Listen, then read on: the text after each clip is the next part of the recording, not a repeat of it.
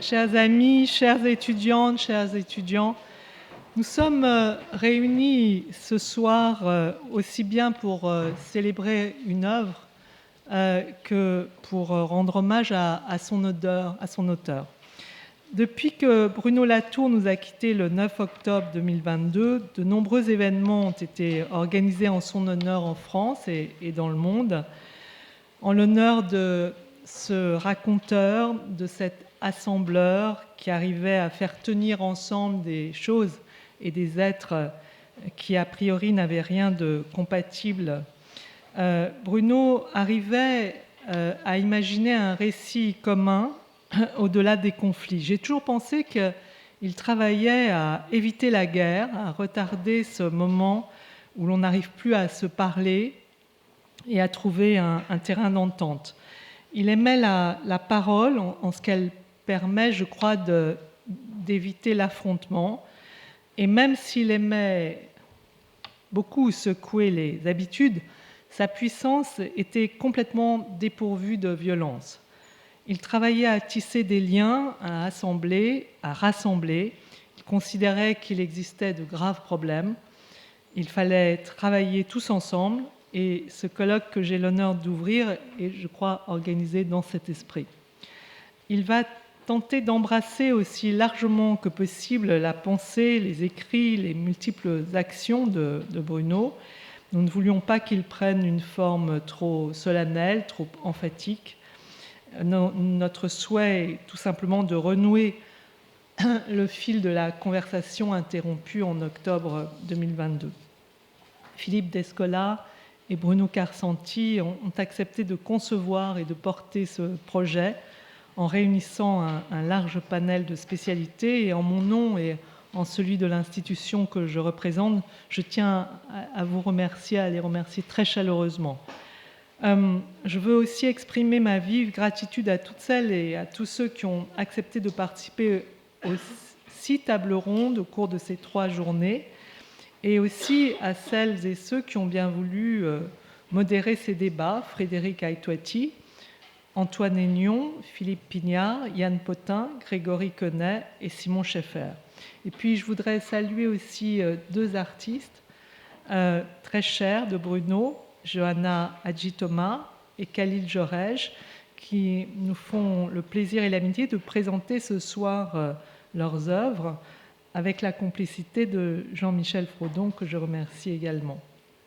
Seuls des engagements préalables ou des empêchements impératifs nous privent de la présence d'un certain nombre de ses amis chers: Barbara Cassin, Donna Haraway, Lorraine Daston, Dipesh Chakrabarty, Peter Gallison ou Shirley Strom, pour ne citer que quelques-uns de ceux qui auraient voulu être des nôtres, mais sinon tout le monde a répondu à l'appel.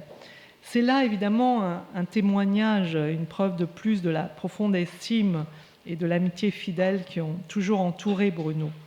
3 journées, quelques 60 intervenants, c'est pourtant bien peu au regard de l'ampleur et de la diversité de ce qu'il a accompli. En si peu de temps, nous ne pourrons hélas que survoler le vaste territoire de ses travaux. Parce que Bruno Latour donc, était un savant mondialement reconnu, un chercheur d'une rare fécondité, un professeur charismatique. Il était aussi un expérimentateur, un créateur, un bâtisseur, parfois même un battleur. Et l'une de ses singularités réside précisément dans le fait que son œuvre dépasse largement la somme de ses écrits et de ses enseignements, qui n'est pourtant pas mince.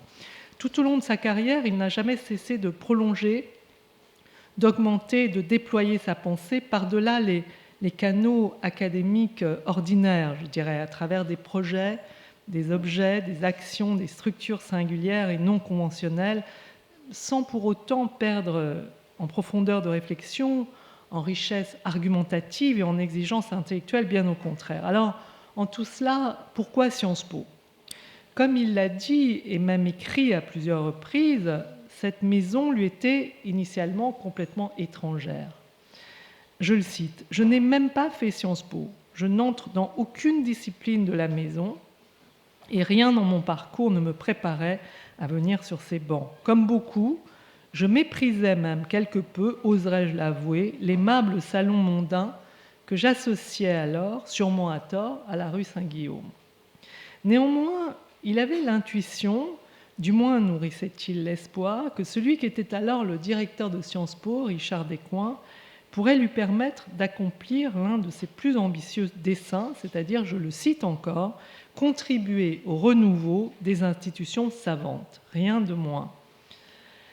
À vrai dire, je me souviens de Bruno qui me disait « Tu sais, Richard Descoings ne comprend pas vraiment ce que nous faisons, mais il nous fait confiance. » Même s'il n'a pas pu accomplir tout ce qu'il ambitionnait de réaliser, et d'une certaine façon, on peut dire que Sciences Po fut quand même un terrain d'expérimentation idéal pour lui qui aimait les compositions difficiles.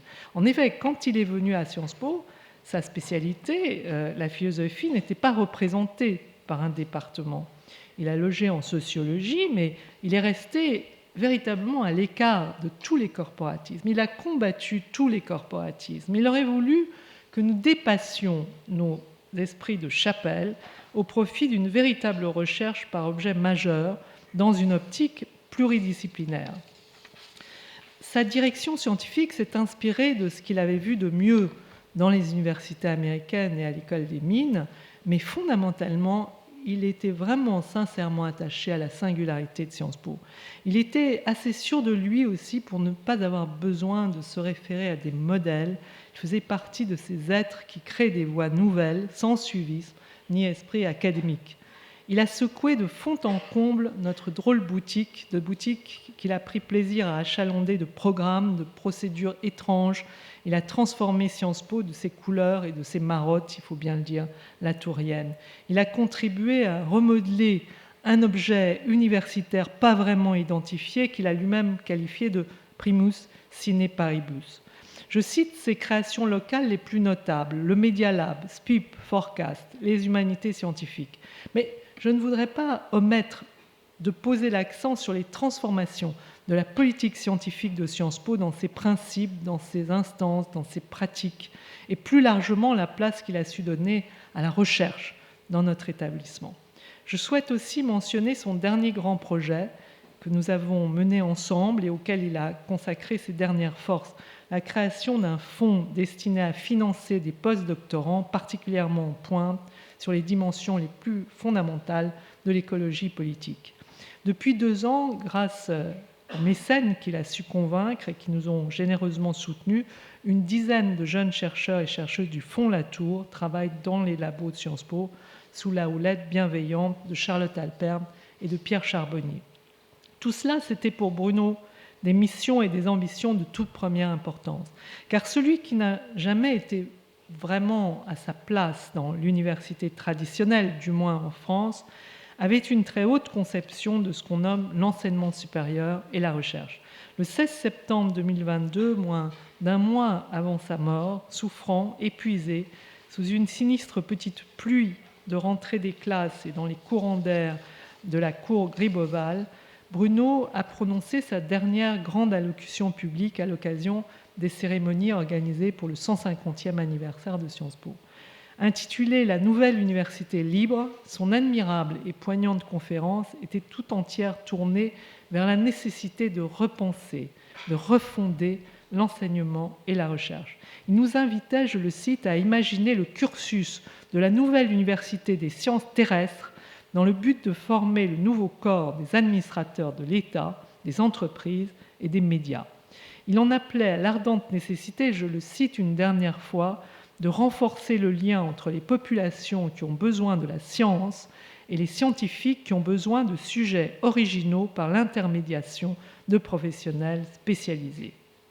Tout ce qui fait de Bruno Latour, non pas un maître penseur, encore moins un maître d'école, mais un esprit ardent, désirant, exigeant, qui pensait sans entrave et contenu dans ce discours. Celles et ceux qui ont eu le privilège de connaître Bruno, celles et ceux qui désormais ne pourront plus le fréquenter que par les textes, le verbe et les images, partagent et partageront le même rare bonheur de côtoyer une pensée à la fois puissante, virevoltante, spirituelle, pragmatique, originale, savante, profonde, pétillante, inquiète et joyeuse, une pensée à jamais vivante. Je forme le vœu que ces quelques journées nous permettent d'être en tout point fidèles à l'esprit de Bruno et à sa personne. Et je cède sans plus tarder la parole à Philippe Descola, que je remercie chaleureusement de sa présence à nos côtés. Merci à vous.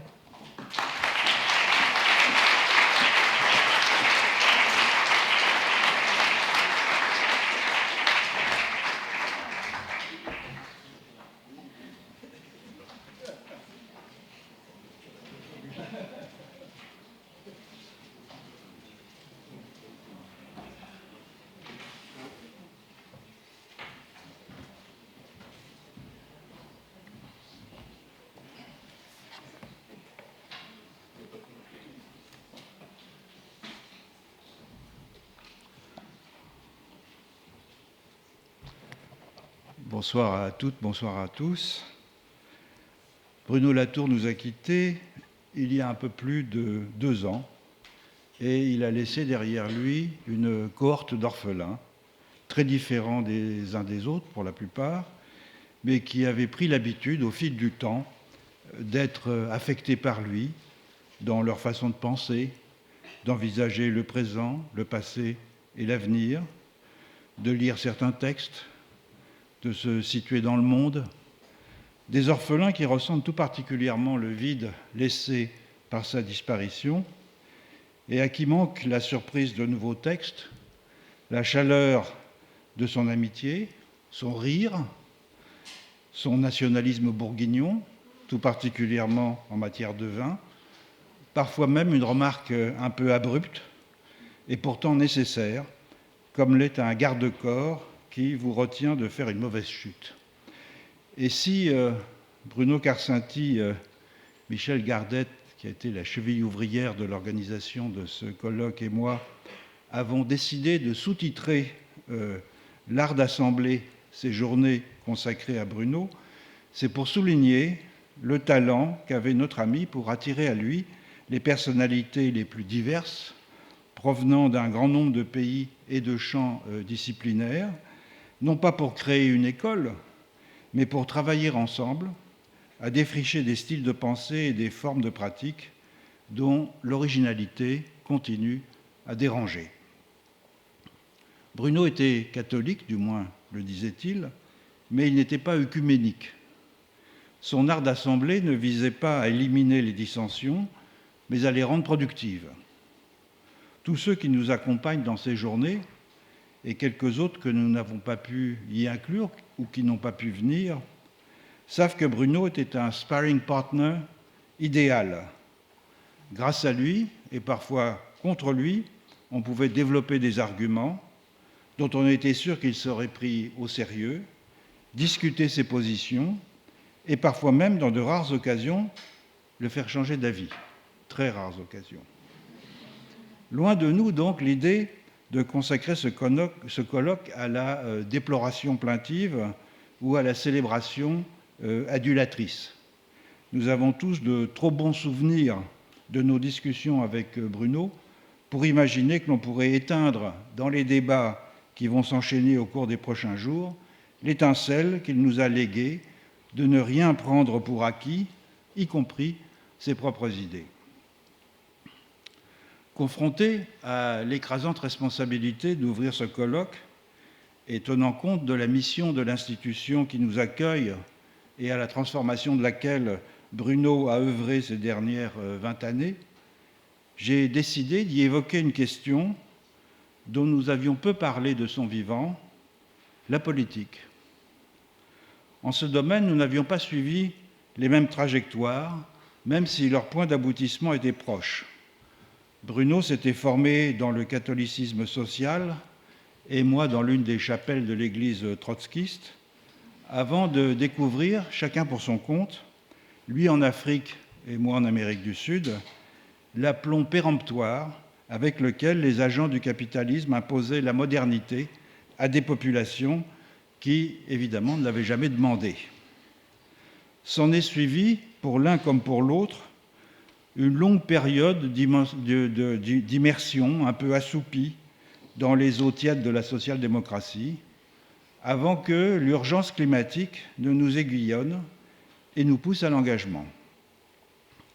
Bien que, du fait de la différence entre nos points de départ, nos conceptions de l'action politique divergeaient sensiblement, nous avons été l'un comme l'autre la cible de critiques analogues issues de la gauche marxiste-léniniste qui nous reprochent de négliger la lutte des classes et l'horizon révolutionnaire au profit d'une critique interne de la modernité sans débouché politique concret.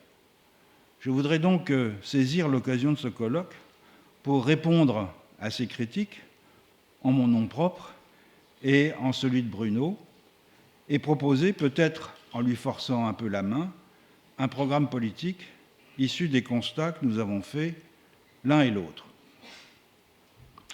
Dans plusieurs publications des dernières années, notamment Où atterrir, 2017, et Mémo sur la nouvelle classe écologique, 2022, ce livre avec Nicolas Schulz, Bruno a explicité avec un luxe de détails comment l'écologie pouvait enfin devenir politique et contrer ainsi les orientations mortifères qui ont conduit à ce qu'il appelait le nouveau régime climatique.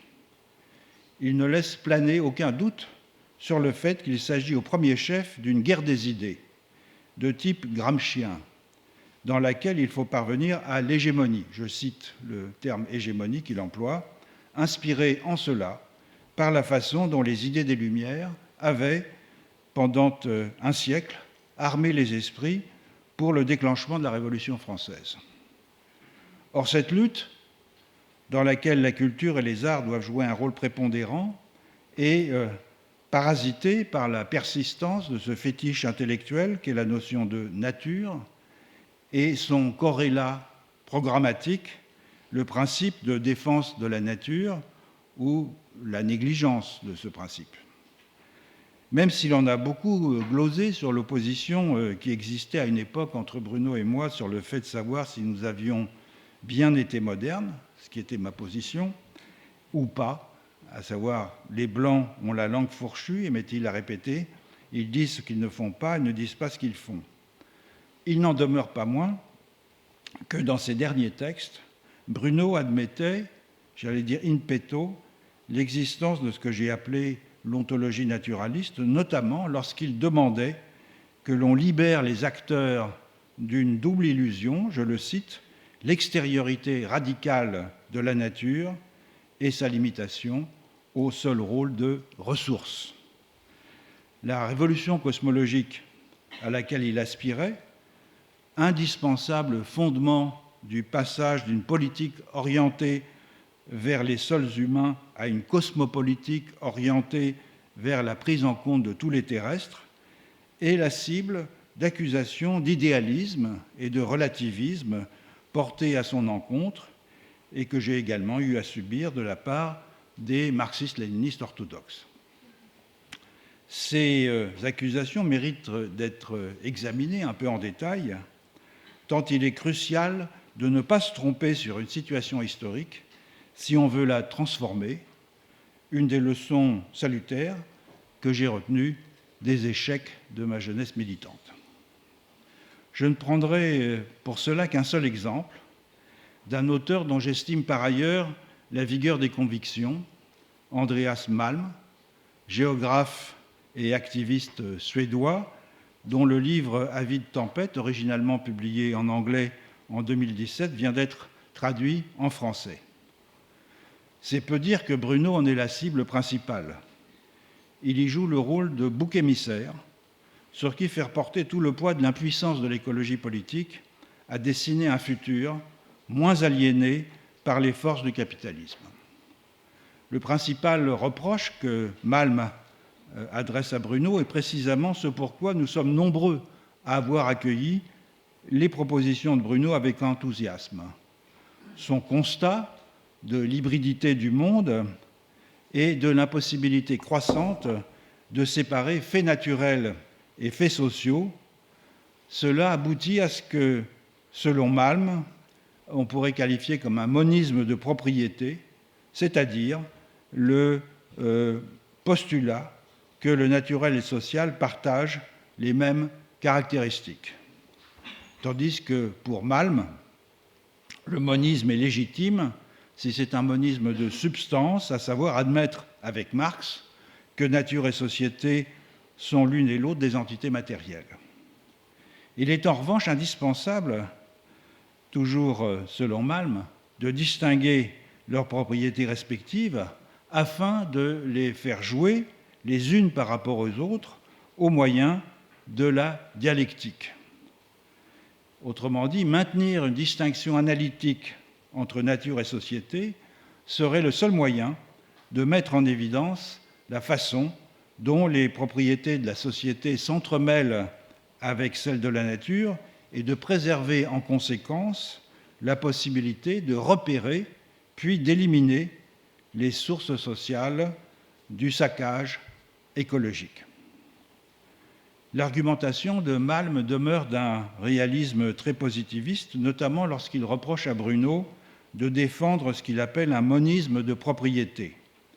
Il confond ainsi le constat fait par l'anthropologue des sciences, à savoir les scientifiques ne distinguent pas nature et société dans leur pratique, constat qu'il a commencé à faire dès son premier livre, dans la vie de laboratoire.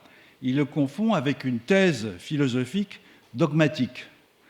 Quelle que soit leur position et leur disposition, les actants humains et non humains ont toujours des propriétés identiques. Une thèse que Bruno n'a jamais défendue, que je sache. C'est que Malm, lorsqu'il critique la position de Bruno sur la nécessité de généraliser la position d'actants aux non-humains, s'appuie sur une conception moderne et anthropocentrique de la puissance d'agir, qui définit celle-ci par l'intentionnalité, c'est-à-dire comme une caractéristique exclusive de l'action humaine. Or, souligne-t-il, la lutte contre le capitalisme fossile ne peut s'accomplir que par l'affirmation d'une puissance d'agir humaine, car, selon lui, ce qui définit la capacité à faire changer les choses, c'est l'action politique menée par les humains et non des assemblages de non-humains incapables de se fixer des buts collectifs pour mener une lutte. Malm et tous les critiques qui imputent à Bruno et à d'autres, dont moi, une paralysie politique du fait de leur dilution indue de la puissance d'agir dans le marigot des non-humains, oublient simplement que la conception de l'agency comme théorie de l'action guidée par des intentions est relativement récente et propre à la théorie anthropocentrée de la puissance d'agir développée par des philosophes analytiques comme Elizabeth Anscombe, selon laquelle intention et action sont indissolublement liées. Or, contre cette vision intentionnaliste de la puissance d'agir, Bruno déclare sans embâche, je le cite, « toute chose soulignée qui vient modifier une situation donnée en y introduisant une différence devient un acteur ». Et il est en cela plus fidèle à une conception de la puissance d'agir qui prend sa source chez Aristote et que la pensée anglaise classique, notamment Hobbes, a sanctionné. L'agency y est pensée en termes de causalité ou de symétrie entre agent et patient. Tout ce qui exerce une action sur un patient est un agent, depuis le feu auprès duquel je me réchauffe jusqu'à la pierre qui me fait trébucher.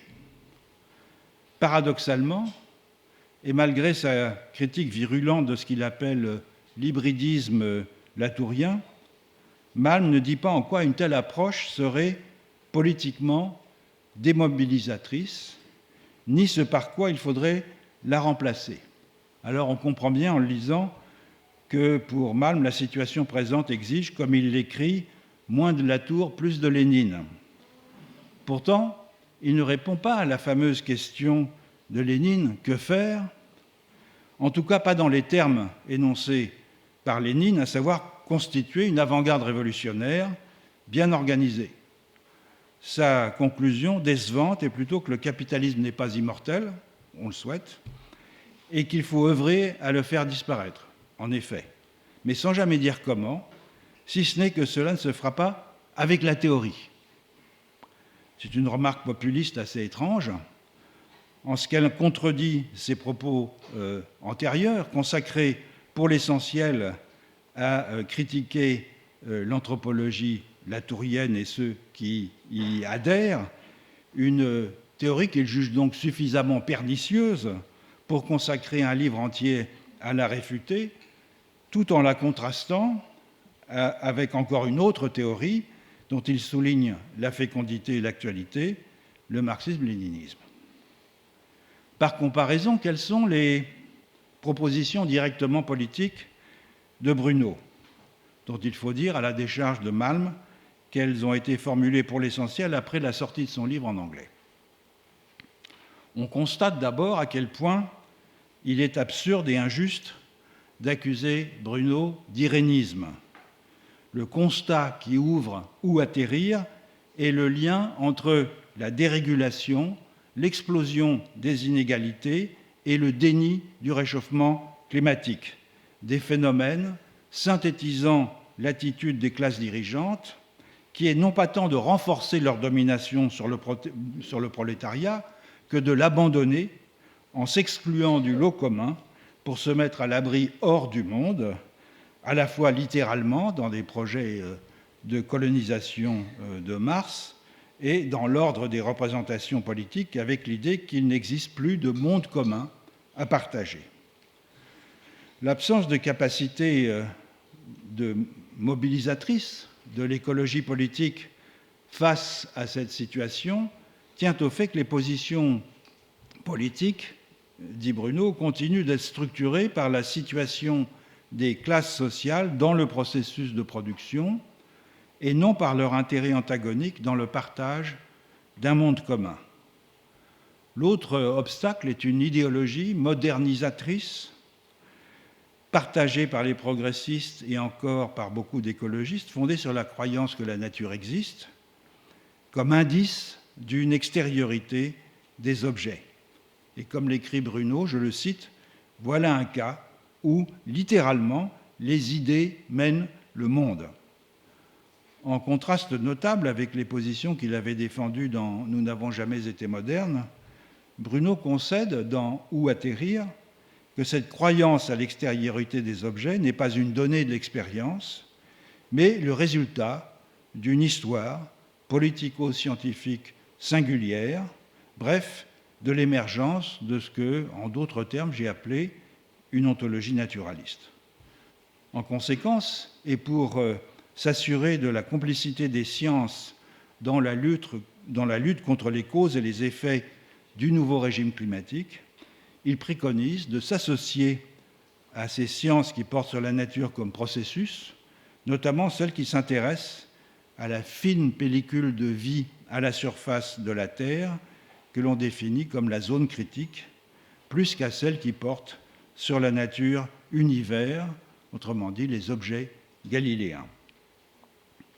Cette refondation épistémique à laquelle Bruno n'a cessé d'œuvrer débouche bien sur un programme, mais un programme qui est plus scientifique que politique. Il s'agit de fixer une mission aux terrestres humains, tout particulièrement à ces citoyens éclairés qui cultivent les attachements entre eux et avec les autres qu'humains, et qui ont donc remplacé le projet d'émancipation propre aux Lumières par les vertus de la dépendance consentie à l'égard de tous les habitants de la Terre, rendant ainsi possible une vie en commun. Et cette mission, elle est au premier chef de mieux connaître la situation dans laquelle les terrestres se trouvent afin de mieux concevoir les réformes à y apporter. Il faut donc enquêter et décrire, identifier et analyser les paysages où se déploient les luttes géosociales, à savoir les terrains de vie dont un terrestre dépend pour sa survie, comme pour la survie de tous les actants qui coexistent avec lui et dont il dépend pour sa subsistance. Bref, comprendre comment faire s'accorder les lieux où l'on vit et ceux dont on vit. Cette entreprise que Bruno avait commencé à mettre à exécution dans des ateliers participatifs en diverses régions de France ne peut évidemment que recueillir l'assentiment de l'ethnographe que je n'ai jamais cessé d'être depuis 50 ans. Mais la question qu'on peut se poser, c'est est-ce suffisant pour susciter l'adhésion massive qu'exige l'ample mobilisation politique nécessaire pour mettre bas le système qui a rendu possible le saccage de la planète. Après tout, les cahiers de doléances de 1789 sur lesquels Bruno prenait modèle ont bien précédé de quelques mois l'éclatement de la Révolution française, mais rien n'indique qu'il l'ait provoqué. Pour répondre à cette question, Bruno a esquissé une voie que je souhaiterais explorer lorsqu'il a écrit avec Nicolas Schulz dans Mémo sur la nouvelle classe écologique, je le cite, « Les luttes qui avaient l'air de se situer dans les marges sont toutes devenues centrales, soulignées, pour la survie de tous. Étonnant renversement qui fait de chaque ci-devant marginal le vecteur d'un combat qu'il va falloir mener, mais en grand et avec beaucoup de monde. » Fin de la citation. Avant cela, toutefois, je voudrais revenir sur la question de ce que Bruno appelle la guerre des idées et sur les moyens d'amplifier ses effets. Pour savoir contre qui l'on doit lutter, il faut savoir de quoi l'on doit s'extraire. Du capitalisme, cela ne fait guère de doute, mais encore faut-il le définir. Sa caractéristique principale est sans doute que, à l'instar du roi Midas, il transforme en marchandises tout ce qu'il touche. Les autres qu'humains et l'énergie humaine en particulier. Les premiers deviennent des ressources, la seconde se convertit en travail, en force de travail, échangeable sur un marché. De ce fait, le capitalisme se dissémine dans toutes les activités humaines et devient la clé de la perpétuation de la vie sociale et des institutions qui l'entretiennent. Inutile de préciser qu'une telle situation s'est produite tardivement, à partir de la deuxième moitié du XVIIIe siècle, lorsque émerge en Europe un véritable marché autorégulateur, concurrentiel et formateur de prix, dans lequel la terre et le travail deviennent des marchandises comme les autres. Je n'insisterai pas sur les circonstances historiques bien connues de la formation du capitalisme industriel, qui sont enseignées dans cette maison de façon systématique et régulière, pour mettre plutôt l'accent sur la révolution anthropologique qui a peut-être été la condition la plus cruciale de son émergence, à savoir la cristallisation progressive d'une nouvelle ontologie que j'ai appelée le naturalisme. Cette façon inédite de composer le mobilier du monde se voit thématisée au XVIIe siècle, en premier lieu dans les écrits d'une élite de philosophes et de savants, et elle tranche sur la façon de faire monde qui domine jusqu'à la Renaissance, ordonnée selon une hiérarchie immuable d'attributs, distribuant tous les éléments du cosmos le long d'une grande chaîne de lettres dont chaque maillon diffère de ceux qui le jouxtent, bien qu'ils soient tous dépendants de Dieu, l'entité parfaite et toute-puissante qui les coiffe et les anime. Ce système est ainsi organisé selon une cascade de dépendances et de délégations de pouvoir qui trouvent leur légitimité et leur fondement dans la puissance divine, depuis le souverain, représentant Dieu sur terre, jusqu'aux plus humbles créatures, l'Église formant la colonne vertébrale institutionnelle et la structuration spatiale de ce dispositif. Cette architecture commence à s'effriter à l'âge classique avec l'affleurement d'une nouvelle ontologie qui met l'accent sur deux points complémentaires, l'extériorité de la nature vis-à-vis de laquelle les humains seraient en position de surplomb et de maîtrise, et l'exceptionnalité de ces derniers, les humains, du point de vue de leur capacité cognitive, morale et réflexive. Même s'il rechigne à employer le terme naturalisme, Bruno ne dit pas autre chose lorsqu'il fait dépendre l'avènement de la modernité de deux topiques conceptuels, à savoir la prise de distance vis-à-vis de la nature et l'invention de l'individu égoïste et calculateur.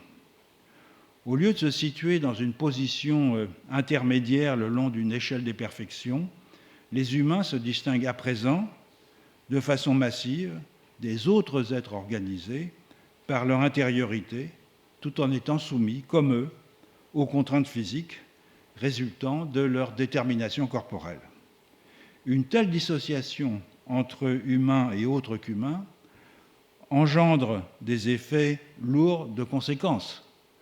La nouvelle ontologie conduit en effet à désenchanter le monde et donc à voir dans les autres qu'humains, organiques ou abiotiques, des éléments d'une nature exploitables au profit des humains, des ressources à l'égard desquelles on n'est redevable d'aucune obligation. Leur exploitation sans retenue est désormais possible, contribuant à ce que se forme l'idée qu'une croissance infinie des richesses est maintenant possible par le perfectionnement technique, infini également, de l'exploitation de la nature. Parallèlement à cette objectification des autres qu'humains, le naturalisme thématise la subjectivation des humains, c'est-à-dire l'idée de la libération de l'individu vis-à-vis des instances dont il dépendait auparavant. Ainsi naît l'idéologie qui caractérise l'individualisme moderne et qui forme le soubassement anthropologique de l'économie capitaliste. En son cœur, on trouve un humain possesseur de lui-même et donc de sa force de travail, mu par son intérêt matériel à maximiser ses choix économiques dans un marché concurrentiel. Cupidité, compétition et solitude deviennent les attributs de la nouvelle nature humaine.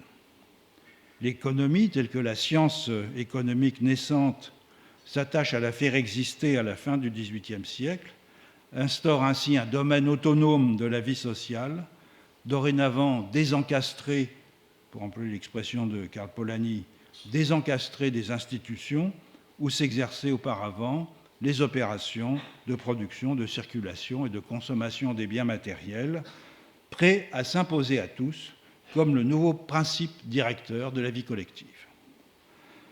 Partager ce constat, c'est admettre une conclusion inévitable. S'il n'est pas suffisant de sortir du naturalisme pour sortir du capitalisme, il est nécessaire que le naturalisme s'étiole pour que cette bizarrerie destructrice qu'est le capitalisme s'éteigne avant qu'elle n'ait rendu notre planète tout à fait inhabitable. De même que le naturalisme était une condition fondamentale du surgissement du capitalisme, son effacement comme ontologie hégémonique est une condition fondamentale de l'extinction de ce qu'il a fait advenir. Mais évidemment, on ne change pas d'ontologie comme on change de constitution, de système juridique. En effet, pour n'importe quel humain, le mobilier du monde ne prend sa consistance qu'à partir d'inférences le plus souvent inconscientes et de détection de certaines qualités des êtres et des choses qu'une longue habitude a rendues automatiques. La moins mauvaise manière d'imaginer un changement est donc de rendre contre-intuitives des évidences naturalistes que nous n'avons pas l'habitude de questionner. En premier lieu, sans doute serait-il souhaitable de cesser de parler de la nature à tout propos. Certes, ce n'est pas l'usage d'un terme qui va changer le monde, mais ce terme-là porte en lui de façon si irrémédiable la coupure entre humains et autres qu'humains qu'il serait préférable de l'éviter pour que, conceptuellement du moins, se comble peu à peu l'écart que ce terme manifeste et que les langues européennes ont sanctionné avec ce mot qui n'a pas d'équivalent dans les autres langues. Plus ambitieux peut-être est l'objectif de réenchanter les autres qu'humains. L'une des principales caractéristiques du naturalisme étant d'avoir transformé ces derniers en objets marchandises. Il faudrait pouvoir donc resubjectiver les plantes, les animaux, les milieux de vie, les rivières, les montagnes et même les artefacts. C'est-à-dire non pas les créditer d'une capacité d'exister en tant qu'individus se formant des représentations d'eux-mêmes et du monde, mais plus simplement les traiter en personne, ainsi qu'il est commun de le faire dans les ontologies de nombreux collectifs extramodernes. Dans certaines circonstances, les humains socialisés dans une ontologie naturaliste font cela spontanément et sans que cela ne se transforme pour autant en une attitude systématique. Lorsqu'un élan nous porte vers un animal familier ou vers une plante de prédilection avec qui nous entretenons un moment le rêve qu'une communication affectueuse est possible, ou au contraire, lorsque nous nous emportons contre une machine, automobile ou ordinateur, dont nous avons le sentiment qu'elle oppose une résistance délibérée à nos intentions et à nos souhaits. Et bien que chacun d'entre nous puisse cultiver dans la pratique ces imputations de subjectivité à des autres qu'humains, leur stabilité sera mieux assurée par des dispositifs institutionnels canalisant nos dispositions. De ce point de vue, et à l'encontre du mouvement sans cesse croissant de mercantilisation du vivant, on pourrait envisager d'éliminer l'interchangeabilité de tous les autres qu'humains, puisque c'est au premier chef, sous les espèces de leur valorisation monétaire, qu'ils se présentent aux humains naturalistes comme des marchandises. C'est ainsi que dans le grand marché mondial, une entreprise peut acheter le droit de produire des gaz à effet de serre en échange de la préservation par des autochtones d'une portion de forêt tropicale. C'est ce qu'on appelle les crédits carbone, rendant équivalent, grâce à la monnaie, l'émission de CO2 dans l'atmosphère et l'attachement d'un collectif à son milieu de vie. On ne se cachera pas que supprimer l'interchangeabilité des autres qu'humains est une opération extrêmement difficile, qui va à l'encontre du processus même de mercantilisation généralisé par lequel le capitalisme s'est établi. Cela supposerait de rétablir ce qui fut presque partout la norme dans les systèmes pré-capitalistes, à savoir des circuits d'échange diversifiés et cloisonnés. Biens de subsistance contre biens de subsistance, biens de prestige contre biens de prestige, travail contre travail, etc. Un tel bouleversement impliquerait des transformations radicales, dont le remplacement du salariat par l'entraide, en même temps que la généralisation de l'autosubsistance, rien qui pourra surprendre, vous l'imaginez, un anthropologue familier de l'Amazonie, mais dont le monde moderne a perdu l'habitude depuis quelques siècles, sauf dans les territoires alternatifs où ces pratiques ont été remises en vigueur. Un dispositif institutionnel prometteur pour resubjectiver les autres qu'humains consiste à leur accorder une personnalité juridique, un mouvement qui commence à prendre de l'ampleur avec les décisions prises par plusieurs pays de reconnaître des milieux de vie comme des sujets de droit en propre et non plus seulement comme des objets de droit concédés aux humains. Comme vous le savez, par une loi du Parlement néo-zélandais du 20 mars 2017, le Wanganui, le plus long fleuve navigable du pays, est ainsi devenu le premier cours d'eau au monde à se voir accorder les droits, pouvoirs, devoirs et responsabilités d'une personne morale. Il s'agit du résultat très original d'un très long litige qui a débuté dans la seconde moitié du XIXe siècle, lorsque les droits de pêche des tribus maoris riveraines du fleuve, les Wanganui-Iwi, ont été remis en cause par le gouvernement.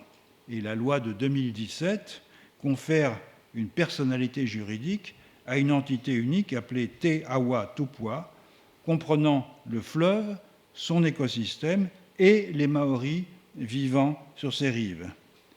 Elle est désignée à l'article 12 de la loi comme, je cite, « un ensemble indivisible et vivant comprenant le fleuve Wanganui des montagnes à la mer, incorporant tous ses éléments physiques et métaphysiques. » La loi établit également un organe, Tepu Tupua, la personnification humaine de cette entité cosmopolitique, qui exerce en son nom les prérogatives du propriétaire foncier. Il est composé de 2 personnes, un représentant de la couronne et un représentant des Maoris de la rivière, qui ont toute latitude pour intervenir ou non au nom de Te Awa Tupua.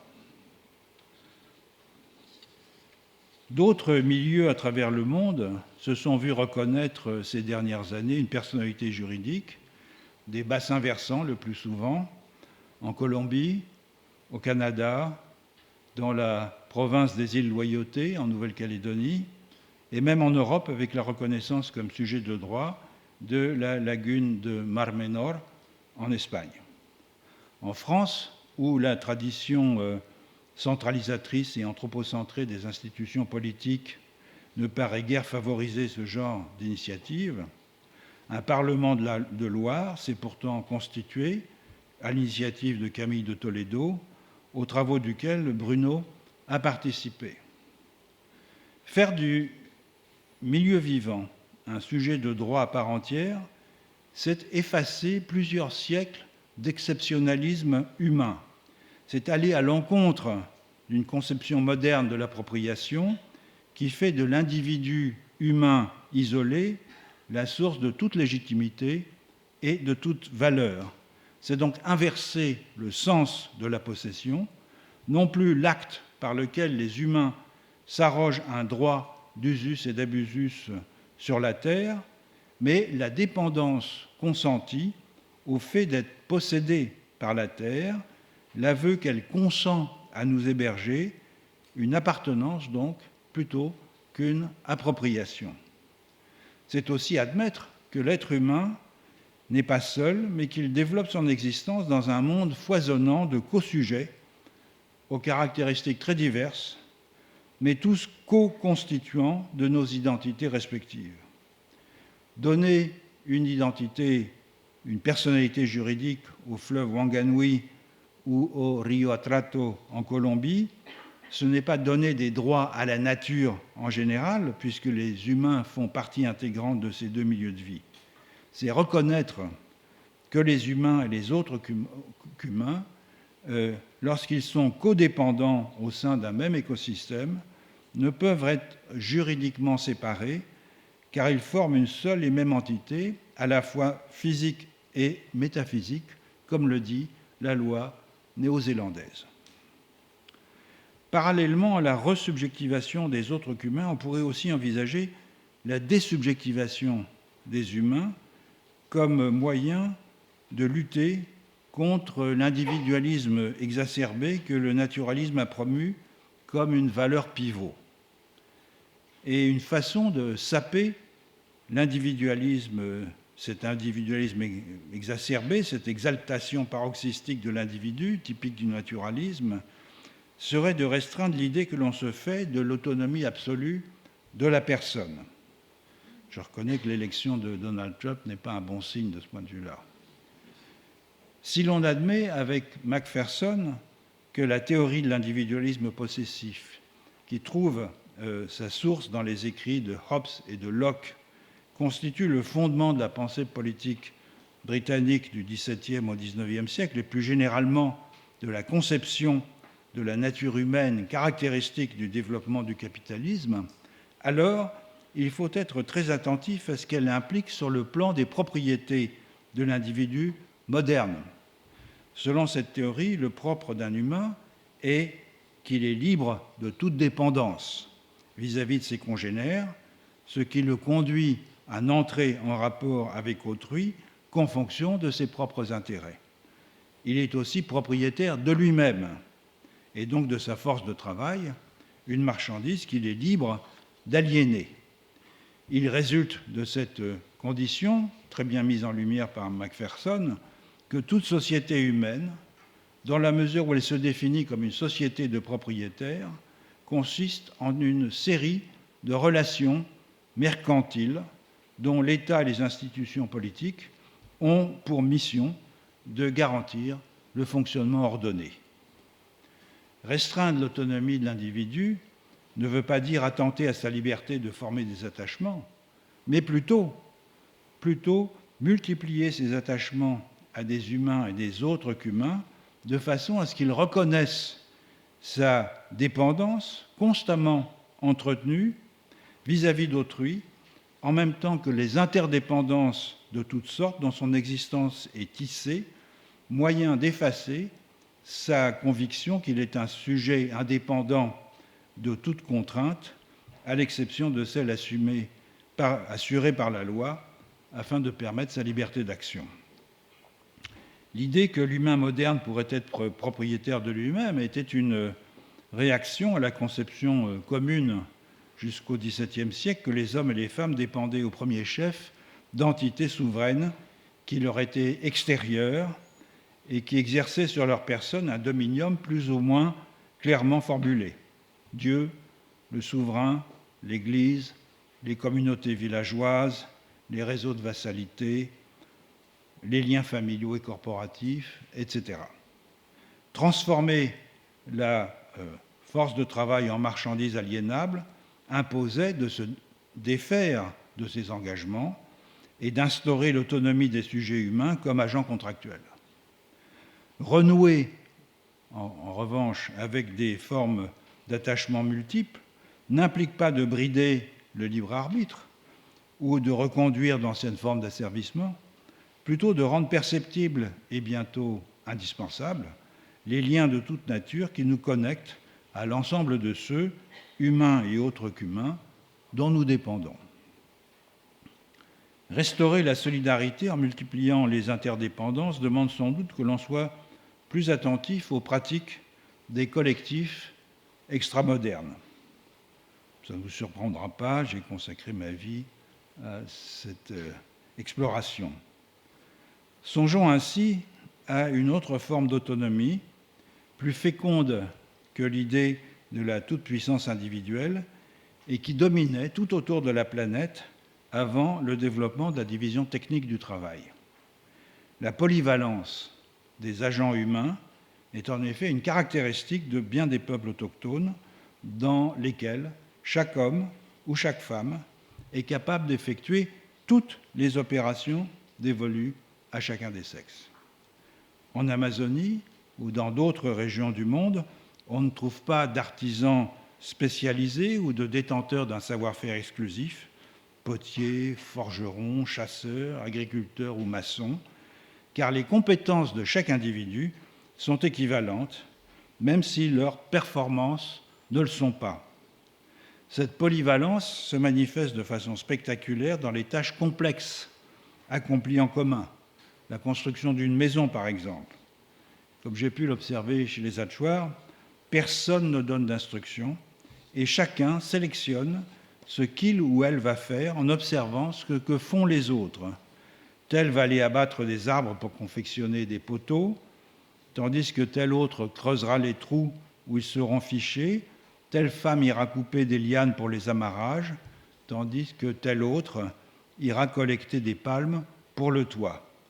L'habitude du travail en commun rend inutile un maître d'œuvre, donneur d'ordre, et stimule chacun dans une sorte de joyeuse émulation. Caractéristique des sociétés paysannes européennes jusqu'à une date récente, une telle polyvalence a été redécouverte dans les collectifs alternatifs, les ZAD pour faire simple, où des habitants de provenances diverses doivent s'adapter à des tâches pour lesquelles la plupart d'entre eux n'ont pas été formés.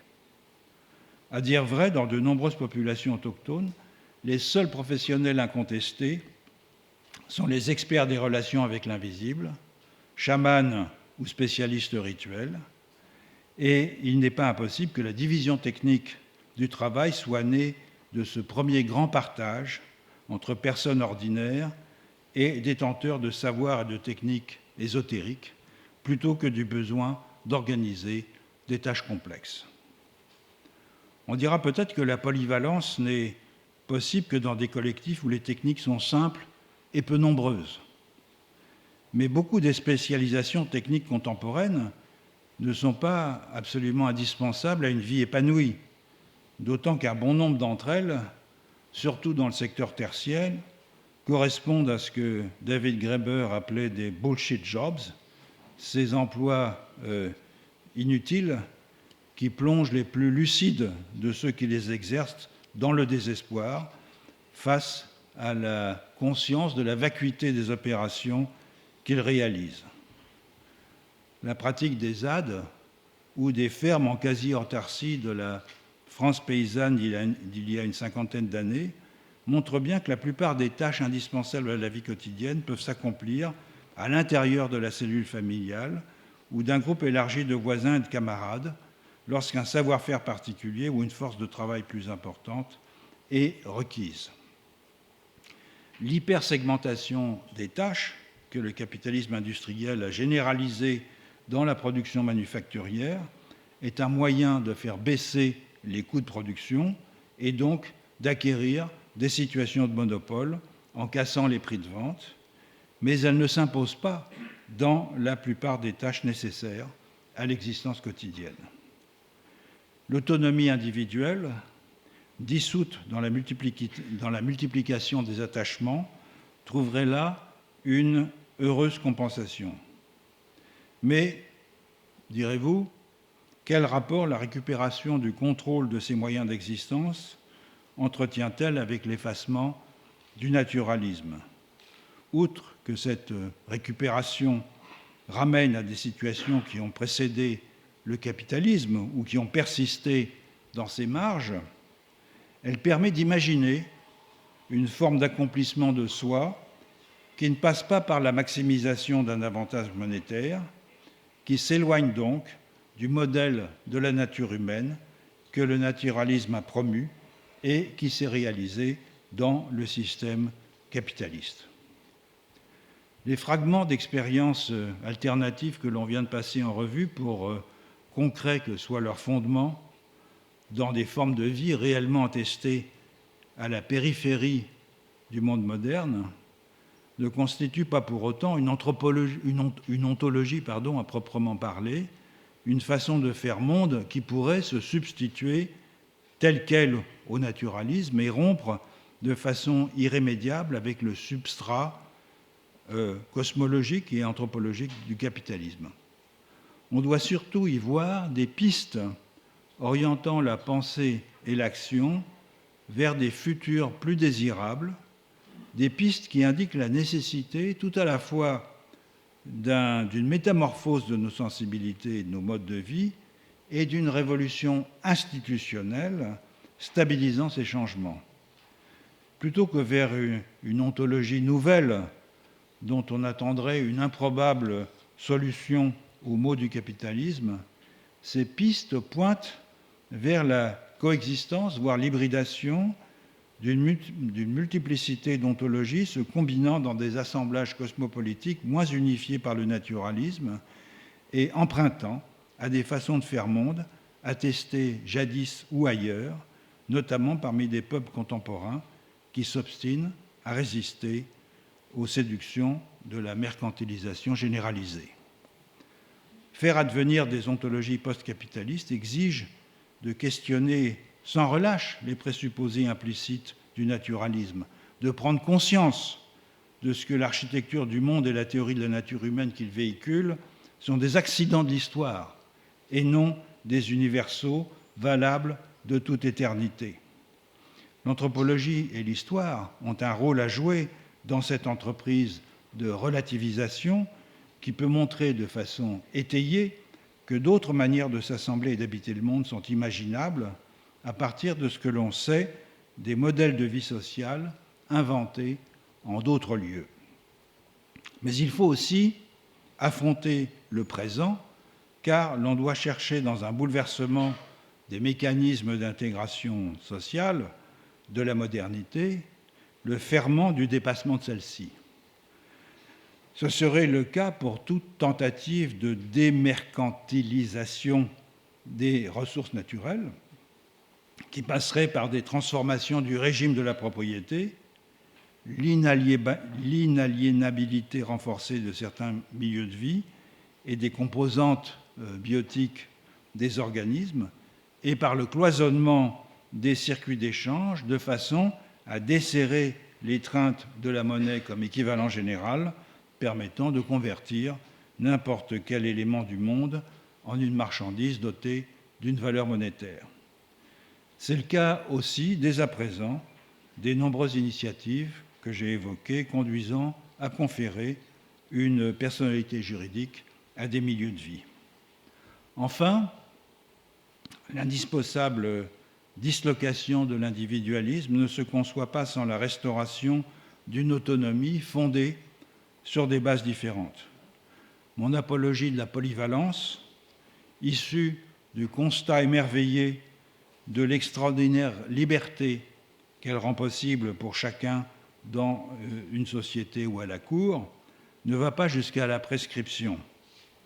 De chacun selon ses moyens, à chacun selon ses besoins, comme le dit avec justesse la vieille maxime socialiste. Elle pointe vers l'épanouissement personnel dans la maîtrise de tâches très diverses, mais aussi vers la solidarité dans l'entraide lorsque les compétences s'additionnent pour réaliser un objectif commun. Sans doute n'est-ce pas seulement en cultivant la polyvalence que l'on fera disparaître l'organisation capitaliste du travail et sa division fondatrice entre les détenteurs de moyens de production et l'immense majorité de ceux qui sont contraints de vendre leur force de travail ou partie du fonctionnement de leur cerveau. Mais la prise de conscience de ce que chacun d'entre nous est en mesure d'accomplir des tâches très diverses et de s'accomplir dans ces tâches représente déjà un puissant ferment de changement dont tous ceux qui ont eu le bonheur de participer, ne serait-ce qu'un moment, à la vie de collectifs alternatifs, mesurent l'efficacité révolutionnaire. Car les mondes post-capitalistes ne se forgent plus dans les partis autoproclamés d'avant-garde. Ils s'épanouissent déjà dans les cosmopolitiques égalitaires des populations autochtones qui refusent obstinément les promesses captieuses de la modernité, comme aussi dans les territoires en lutte où éclosent et mûrissent des façons de vivre inspirées d'un retour au partage des biens communs et où s'expérimentent jour après jour des relations non naturalistes au milieu de vie. Les États répressifs, les mouvements fascisants et les formes les plus odieuses du capitalisme extractif et du néocolonialisme ne s'y sont d'ailleurs pas trompés en faisant porter sur ces lieux et sur ces peuples tout le poids de leur haine et de leur oppression. De part et d'autre, chacun sait qui est l'ennemi. Merci.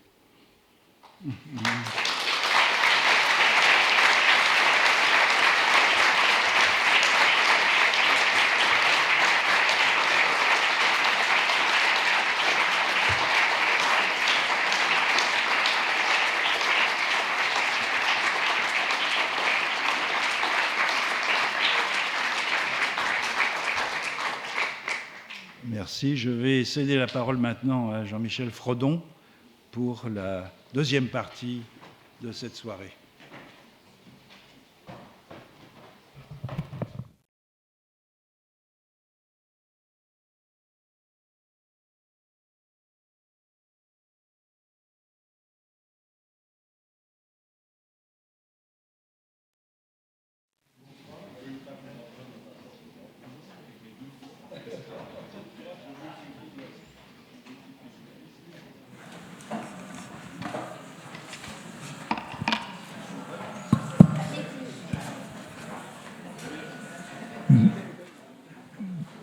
Bonsoir.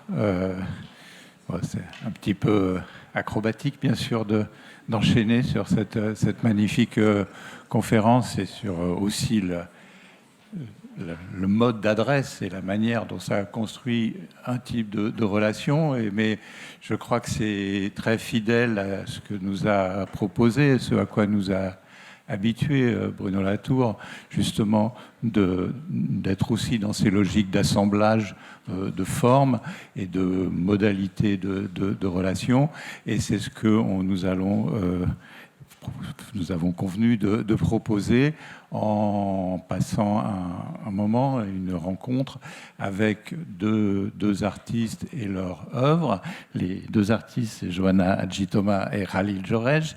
Ils sont cinéastes, ils sont libanais. On a discuté, est-ce qu'on dit libanais ou franco-libanais, selon les situations.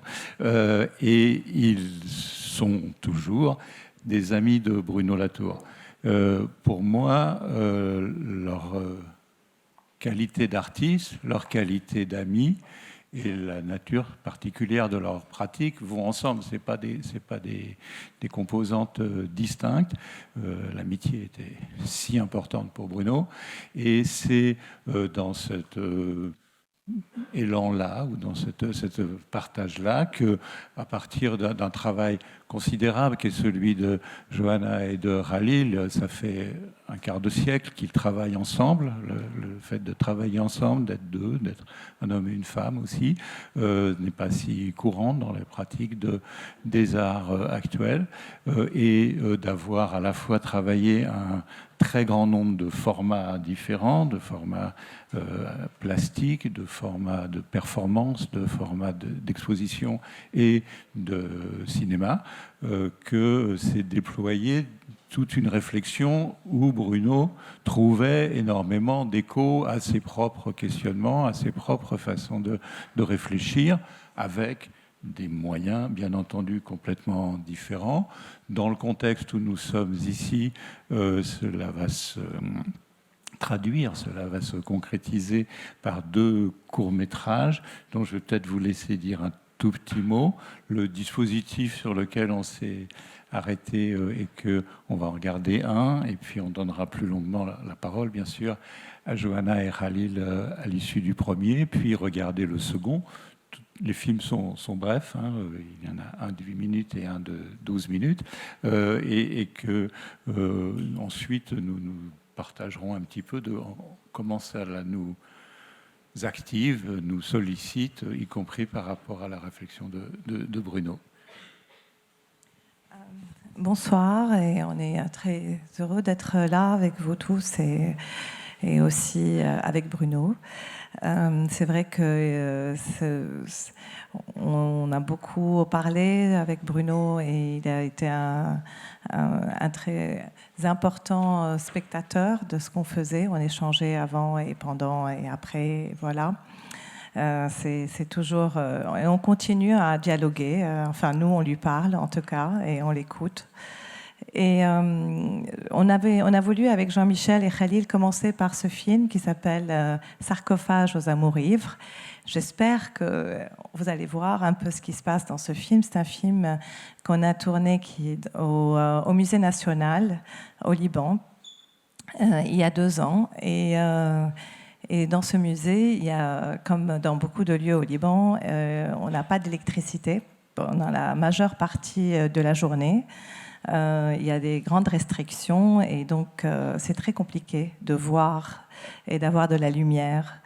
Et nous avons été dans ce musée un peu par hasard avec nos enfants, et on s'est rendu compte que le musée était plongé dans le noir, et ça faisait plusieurs jours qu'il était dans cette situation, et plusieurs semaines même. Mais ce qui s'y passait était assez impressionnant, et on a eu envie de le retranscrire, d'en faire un film assez court, et qui pour nous dit beaucoup de choses aussi de ce qui nous arrive en ce moment à tous. C'est cette obscurité dans laquelle on est, et cette recherche de lumière et d'humanité qui était aussi extrêmement importante pour Bruno. Je parlerai peut-être après. D'accord. Peut-être juste, tu l'as dit, Johanna, mais je le redis, personne ici n'ignore dans quelle situation réelle et contemporaine nous sommes. Et bien entendu, ces 2 films sont faits avant la période et ce qui se passe actuellement dans cette région et en particulier au Liban, mais c'est aussi en pleine conscience de cette relation-là que nous montrons ces films. Voilà. On peut regarder le premier, s'il vous plaît.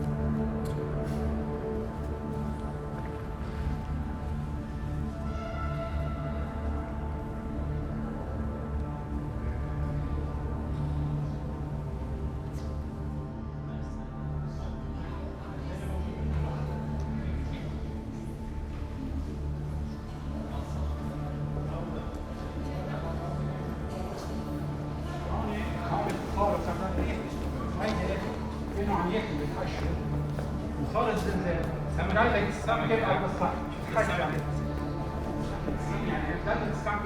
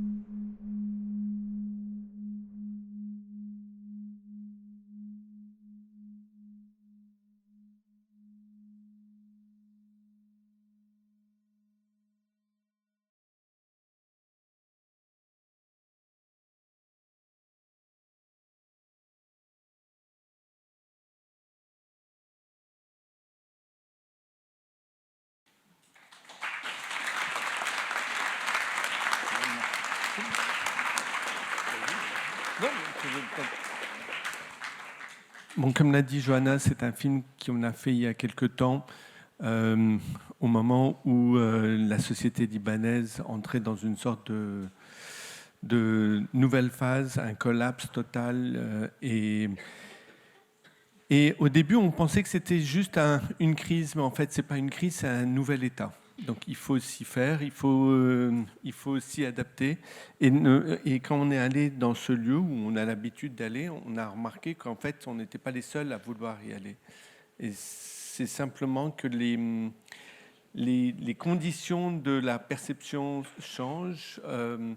Et nous avions envie de ce petit film, non simplement de montrer des gens qui voulaient voir, mais aussi qu'en mettant de la lumière, on crée des ombres. Et ces ombres nous permettent d'entrer aussi dans d'autres mondes et de percevoir d'autres possibilités ou d'autres réalités. C'était aussi une sorte de parcours en fait assez incroyable dans ce musée.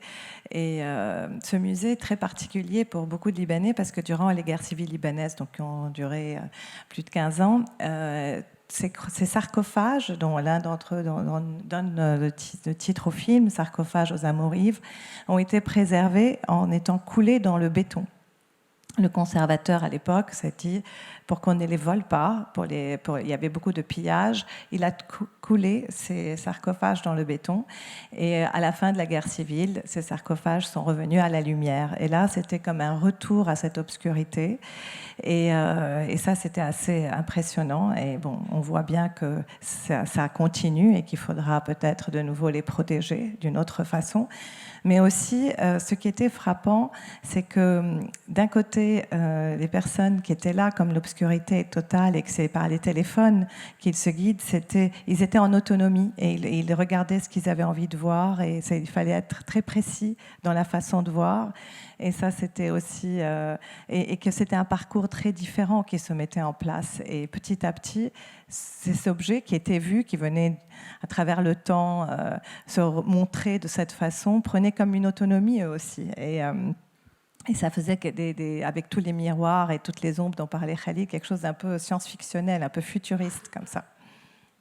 Donc, avec un sens des proportions et sans vouloir forcer les choses, il y a néanmoins dans cette brève et très singulière, particulière proposition, quelque chose qui relève, me semble-t-il, de ce dont Philippe Descola nous a entretenu, c'est-à-dire la nécessité de changer les regards, la nécessité de voir autrement ce qui était déjà là, ce dont nous héritons, et que des circonstances réelles, des circonstances violentes, des circonstances tragiques, qui étaient déjà celles du Liban en 2022, engendrent quelque chose à quoi un geste artistique aide à se rendre sensible.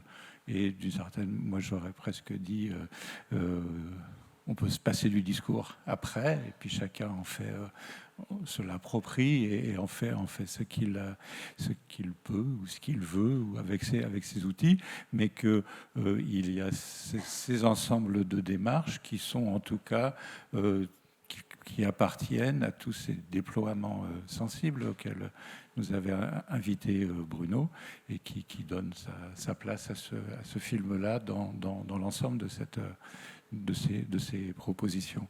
Sur ce film-là, plus précisément, vous souhaitez dire un peu plus ? Ça fait partie... Pardon, il n'y en a qu'un seul qui marche.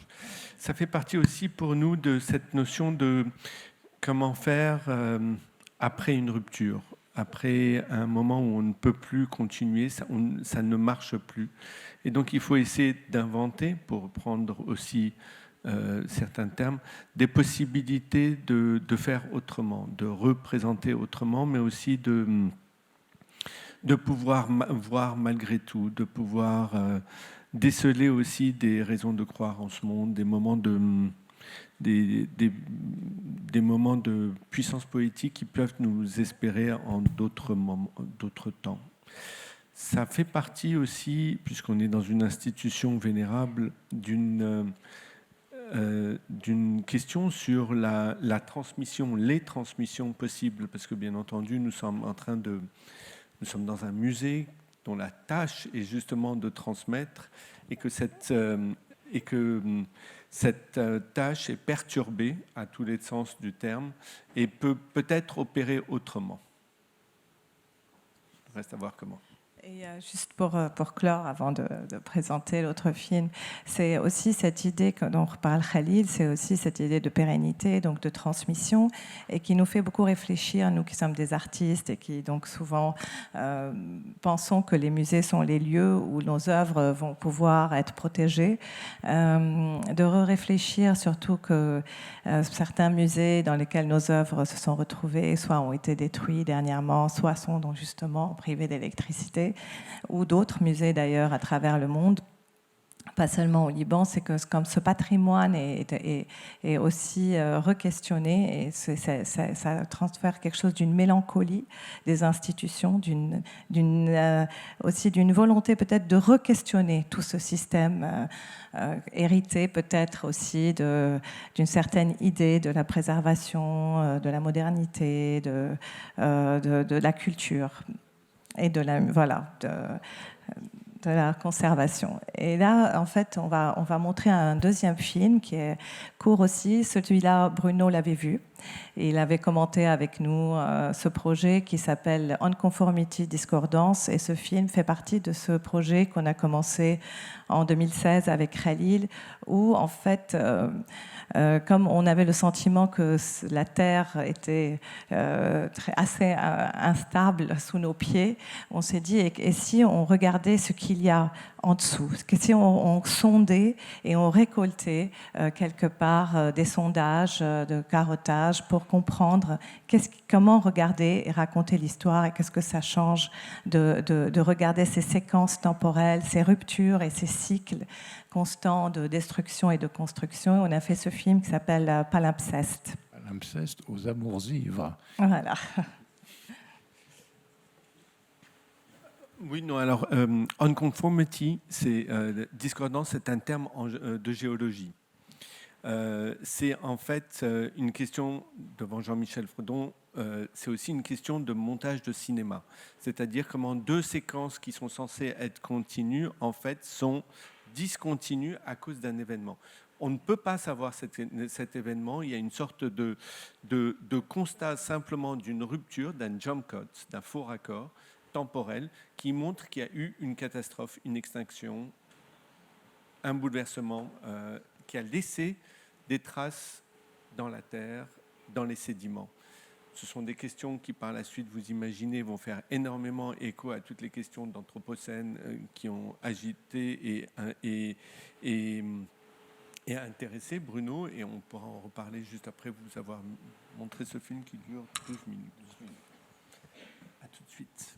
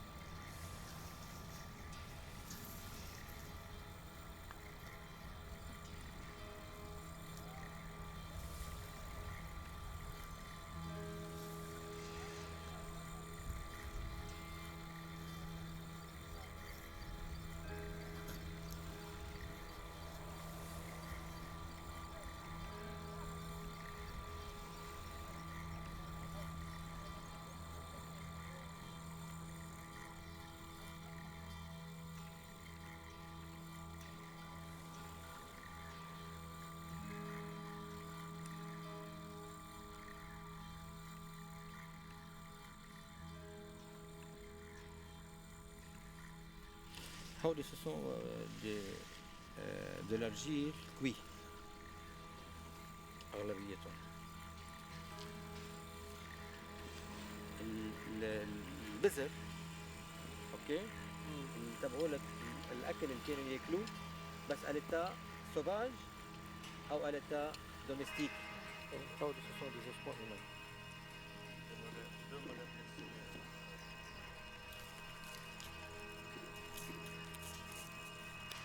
هيدي عم يبين انه هيدا ما في عندهم راسين اذا ملاحظ. ايه ce qui pourrait suggérer انه c'est un adolescent حدا صغير مش حدا adulte.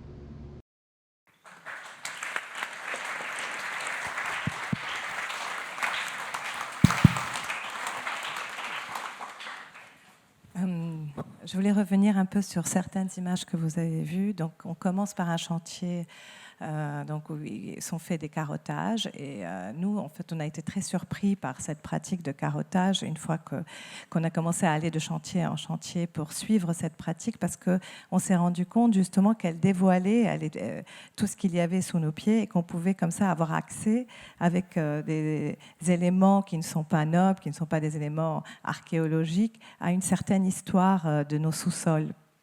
Et avec des strates qui n'étaient bien sûr pas toujours dans l'ordre, mais qui nous semblaient extrêmement intéressantes parce qu'elles racontaient autre chose de l'histoire. Et comme on voit ici, dans cette vidéo, il y a une sorte de folie immobilière, spéculative à ce moment quand on est en train de filmer. Et en fait, donc, il y a énormément de chantiers et sur chaque chantier, on a besoin de faire ces carottages pour analyser les sols. Et donc, on s'est mis à les photographier, à les récupérer d'instinct comme ça, mais sans savoir très bien ce que ces strates pouvaient raconter, jusqu'à ce qu'on rencontre en face un archéologue en face de notre immeuble qui, lui, était en train de faire ce chantier que vous avez vu et qui s'est mis à être celui qui allait nous traduire, lui et d'autres géologues aussi, ce que ces carottages vont raconter sur l'histoire. Et là, quand on a commencé à travailler sur cette autre manière de raconter l'histoire, parce que nous, c'est une question qui nous a beaucoup intéressé, celle de l'histoire, de son écriture, des imaginaires, surtout après des guerres civiles comme celle qu'on vit au Liban, qui écrit l'histoire et tout ça. Mais aussi, on s'est rendu compte, en fait, tout d'un coup, que la difficulté d'appréhender cette histoire, c'est qu'il fallait l'infiniment grand et l'infiniment petit, toutes ces séquences du temps, en fait, et qu'on n'arrivait pas à les percevoir en même temps. Et ce macro qu'on voit avec les images de drones et qui bouleverse quelque part l'archéologie, et ces microscopes, ces images au microscope qui nous donnent accès à autre chose, ce que notre œil, en général, ne peut pas voir, l'œil humain, et qu'aujourd'hui, on a accès de façon différente à tous ces éléments visuels, ça donne une sorte de balai scopique et de balai historique. Comme ça, il faut aller de l'un à l'autre, qui nous a beaucoup intéressés dans sa non-linéarité, en fait, et son aller-retour continu. D'ailleurs, ça a amusé aussi beaucoup Bruno, pour juste raconter ça, qui, quand il revenait voir avec nous nos carottages, disait toujours, en fait, ça dépend de comment on les lit. Soit on les lit de base en haut, soit de gauche à droite, et de verticale ou horizontale. Et c'est un autre rapport à la nature, à la culture, et inversement, quoi. C'est toujours... Il avait écrit quelque chose autour de ça que je trouvais aussi très intéressant, dans cette impossibilité, en fait, de faire cette différenciation et de la séparer. Ce qui est très étonnant, c'est qu'on s'est intéressé à une façon de... En fait, ça nous a perturbés dans notre approche, dans la façon dont, en empruntant les techniques, les modes opératoires d'autres disciplines, qu'elles soient de l'archéologie, de la géologie, des architectes, ça nous a permis de voir autrement. Donc pour nous, ça a toujours été une façon de représenter autrement, c'est-à-dire de pouvoir... donner une sensation de certaines réalités qui sont présentes, mais dont on va essayer de révéler les présences, parce qu'elles sont latentes, cachées ou enfuies. Pour revenir un tout petit peu sur ce que disait Johanna, ce changement d'échelle, ce rapport aussi bien à l'image microscopique ou à l'image macroscopique, c'est aussi sur des images, sur des objets qui sont en mutation. Qui, par exemple, les pièces de monnaie, quand elles passent trop de temps, elles changent de nature, elles retrouvent leur minéralité, elles se transforment dans leur composition. Ce rapport qu'on entretient avec le temps aussi est quelque chose de fascinant, parce que les sédimentations sont particulièrement injustes. Une poubelle pourrait laisser 50 mètres de sédimentation et Hiroshima laisser un micron. Donc ce n'est pas forcément la quantité d'éléments laissés, mais je dirais la nature de ces éléments qui pourrait aussi déterminer un certain rapport qu'on pourrait entretenir aussi bien à la transmission qu'à l'écriture de l'histoire. Toutes ces questions sont au cœur de beaucoup d'interrogations qui ont toujours fait écho avec d'autres interrogations comme celle sur l'Anthropocène, c'est-à-dire à quel moment on peut changer de régime de représentation, à savoir est-ce que nous sommes rentrés dans une nouvelle ère où les hommes seraient devenus la principale force géologique. Ça fait écho sans doute aux images du chantier que vous avez vues à la fin. Ce sont les ruines d'une autre guerre qui s'est passée en 2006 et où les 600 immeubles ont été transportés en bord de mer. Mais il ne s'agit plus de ruines, il s'agit d'un projet économique dont il fallait sortir le fer, quitte à devoir bousiller le littoral.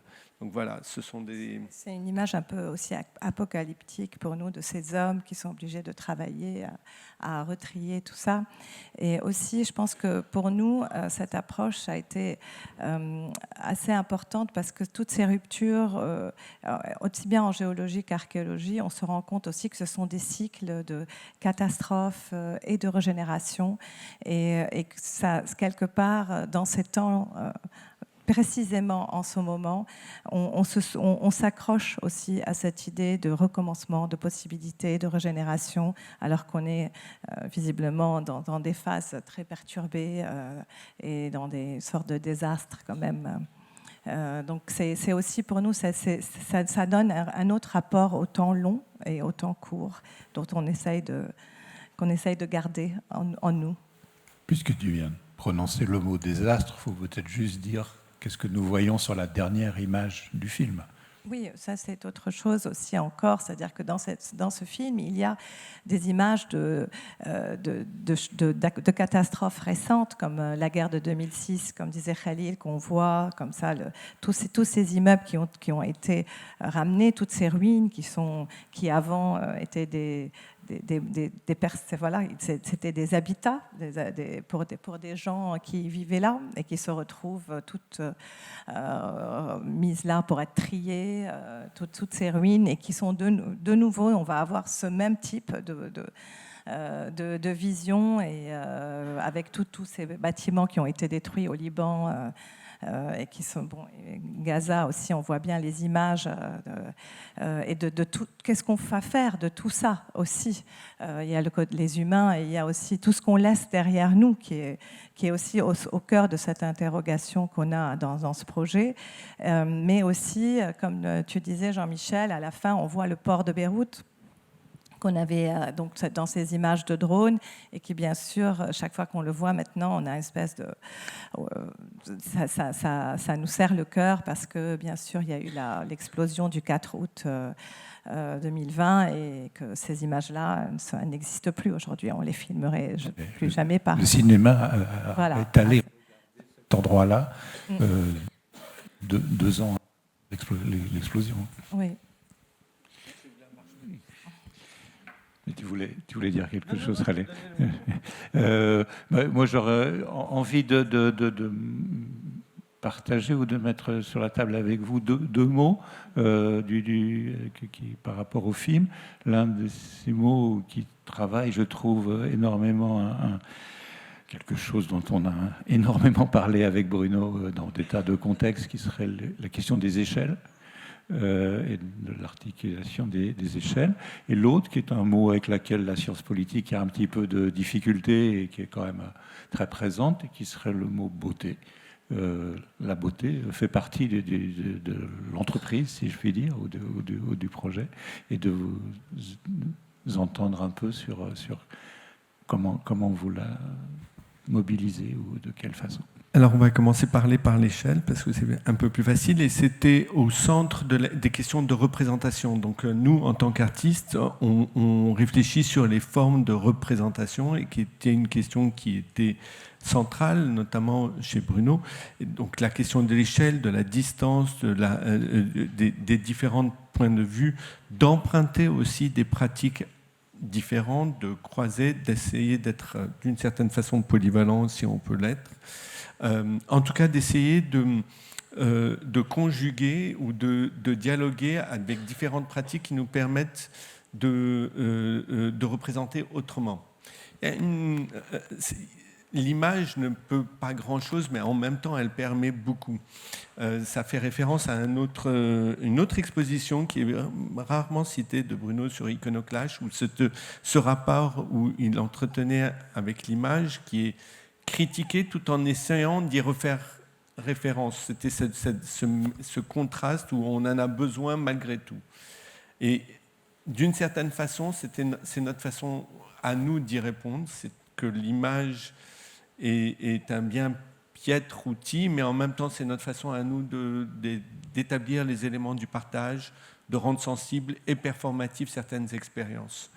Oui, rendre visible, en fait. C'est ça, on parlait beaucoup de ça aussi avec Bruno, cette idée de rendre visible une idée, de la donner à voir. Et puis aussi, tu parles d'échelle, mais effectivement, là, dans ce film, c'est essentiel parce que c'est à travers cette échelle et des éléments microscopiques, comme ça, quand on s'approche de ces pierres, que tout d'un coup, on a l'impression qu'il y a un côté magnifique des paysages. Et ça nous semble aussi très important, mais c'est aussi cette façon d'emprunter le regard de l'autre, de ce croisement qui, je pense, est très présent justement même dans ce titre quelque part que vous avez choisi pour le colloque. C'est vrai que convoquer le regard de l'autre, celui qui est très différent de nous, qui va l'archéologue, le géologue. Nous, on a toujours eu envie de travailler avec d'autres qui n'étaient pas dans nos disciplines. Et moi, c'est là où je me retrouve aussi le plus en conversation avec Bruno aussi. Alors, concernant la beauté, il y a plusieurs choses. D'abord, je vais référer à ce que vous aviez dit au tout début, peut-être que la possibilité de parler en ces temps de crise, ce n'est pas simplement une crise, c'est un moment où on a des mots comme barbare qui sont ressortis. Et pour nous, il fallait invoquer la possibilité de parler à nouveau. Les barbares, dans le monde hellénique, c'était tout simplement ceux qui ne parlaient pas le grec. Et donc pour nous, il s'agit de reconstituer les possibilités d'être ensemble ou de partager. Partager des moments de beauté, parce que ce sont comme des oasis dans le désert, dirait Hannah Arendt. C'est-à-dire ce sont des moments où tout d'un coup on arrive à connecter et qui nous dépassent. On est sidéré par plusieurs choses. Et après, le travail commence, le travail d'articulation de mots, d'articulation de concepts. Mais à l'origine, il y a une expérience qu'on ne comprend pas. Et c'est ce qu'on ne comprend pas qui nous fait penser à des moments de beauté. Je ne sais pas si tu vas assister. Peut-être. Est-ce que quelqu'un souhaite réagir, dire quelque chose, faire un commentaire? Philippe, Bruno, Laurence? Est-ce qu'il y a des envies de dire un mot par rapport à ce que nous venons de rencontrer? Non, je suis sidérée par cette définition magnifique que vous venez de donner de la beauté, en fait. C'est très simple, mais on tourne tellement autour de ça. Et c'est un mot même que j'ai jamais vu employé par Bruno. Et en fait, je pense quand même que la forme était très importante, même si j'avais pu constater qu'il avait une relation avec les formes visibles qui était très différente de la mienne ou de beaucoup de gens. Mais c'est vrai qu'il crée de la forme, quand même. Il crée de la beauté aussi. Mais je trouve que c'est très beau. Il faut que je le note d'ailleurs, parce qu'il faut que je me... Non, mais Frédéric...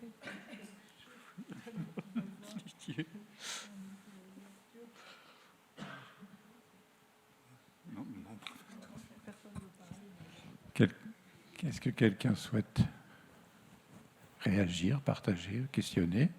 Sinon, c'est pas forcément mon rôle, mais on va quand même se donner rendez-vous demain matin pour poursuivre ces... Qu'est-ce que tu dis, Chantal? Bon, alors merci. Merci. Alors voilà, je me retrouve dans cette posture bizarre, mais néanmoins, merci Khalil et Johanna. Bravo, Philippe, faire des courbettes.